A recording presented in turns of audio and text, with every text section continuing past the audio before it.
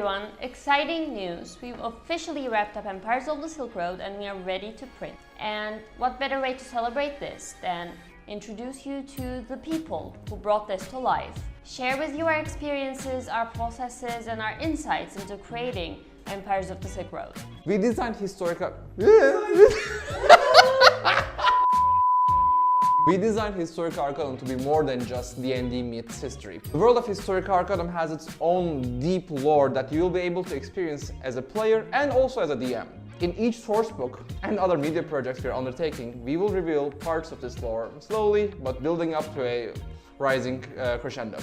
The feel of Historica Arcanum games are also very different than the standard 5th edition Dungeons & Dragons. The world is more grim and more realistic, the tone is serious and stakes are higher, and most importantly for our creative work, each non-player character have a very deep, engaging and interactive story that players will be able to meet and expand upon.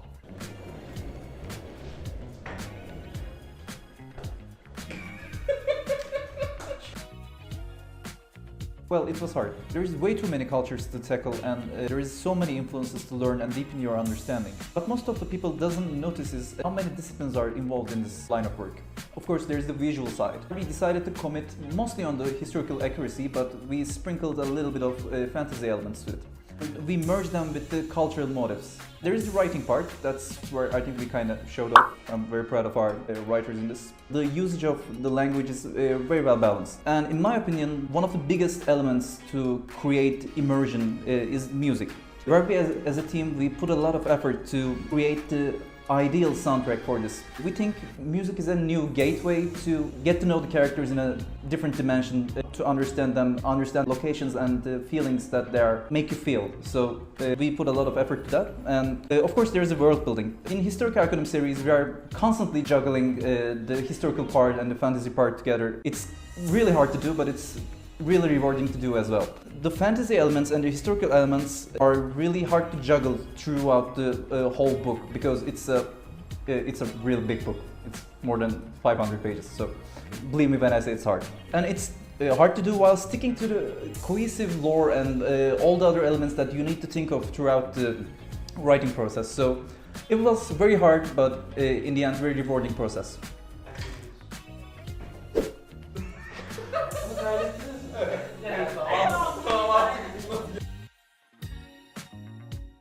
Projede en çok ana karakterlerimizden biri olan Sefir'in karakter çizimini çizmekten keyif aldım.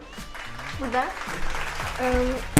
Bu çizimi yaparken keyif almamın sebebi görsel materyalden, yani gördüğümüz şeyden ziyade içerdiği anlam. Kitabımızda önemli bir kavram olan kara ve bağı biz çiçeklerle anlatmayı tercih ettik ve Sefir'in karakteri için bu çok önemli.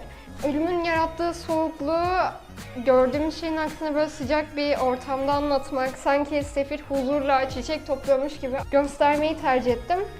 Bu yüzden en sevdiğim çizim bu. One of the main things that sets Historica Arcanum series aside is that it pulls many of their characters from historical figures. We continued this in Empires of the Silk Road as well. Our main villain, Hasan Sabah, Grand Master of the Hashashin Order, is a captivating figure that's sure to keep the party on their toes. After years of fighting, he returns to the Silk Road to take the reins, and with a cast of assassins, his harbingers by his side, he will be a very memorable villain. Also, my favorite among the harbingers is the Aegis of the Castle Alamut, Sir Alistair. He is one of the original founders of Castle Alamut, and he is a nightmare to fight against. But I won't give you too much, because you're gonna have to play to figure it out all by yourselves. History creates its own stories, but they are usually told from above, from the perspective of heroes and great men. When we need to tell a story from below, we feel free to create our own original characters, to explore common folk and their untold stories. History has also many mysterious parts and unfinished stories. We also throw in magic whenever we need to. You sometimes need a dragon bear or a spellcaster in the courts of sultans and other historical figures.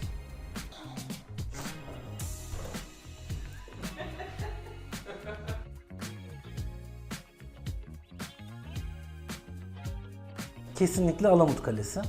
Hem tarihi olarak önemi hem çok biricik özel bir konumda olması hem de bizim hikayemizin Hani kötü adamlarının neredeyse evi gibi olması sebebiyle oldukça keyif aldık yaparken de. Yani bir oyuncu olup oynamayı çok isterdim, onu söyleyeyim. Bunu yapamayacağıma göre size biraz anlatayım. Çok tehlikeli bir yer olsun istedik. Tabii ki hani düşmanın iline girdiğiniz zaman bazı zorlukları oluyor. O yüzden birazcık daha önce görülmemiş yeni fikirler etrafında dolaştık kaleyi dizayn ederken. Ve çevresel hikaye anlatımına oldukça fazla önem verdik. Yani kaleyi olduğundan birazcık daha büyüttük, tarihte olduğundan. İçindeki zekice hazırlanmış tuzak sayısını oldukça fazla arttırdık ve bizim ana kötümüze Hasan Sabbah oldukça yakışır zorlukta, kötülükte ve zekada zor bir deneyim tasarlamaya çalıştık. Bence güzel oldu. Bir oyuncu olsaydım deneyimlemeyi çok isterdim. Olamayacağına göre sizin deneyimlerinizden canice bir zevk alacağız artık. Yapacak bir şey yok. I really enjoyed designing the Great Library, House of Wisdom. When I was a child, I was always fascinated by the stories of Library of Alexandria and House of Wisdom. When I learned they were destroyed and all the books there were gone, I felt devastated. So it was a good chance for me to explore those memories of my childhood. I always wanted to design a story where House of Wisdom was at the center. So that's why Balat was my favorite. The main difference between tabletop industry and standard gaming industry is that we actually produce things. It took us a while to get it right, but we now have a very robust and very capable manufacturing logistics network powering our game development. Well, the work really paid off. Check this out. There we have it. Moving forward, our hallmark will be this very high quality products that we are so proud to get it in your hands. And honestly, personally, I can't wait to have both the Silk Road books on my own bookshelf. Well, I really shouldn't tell you this, but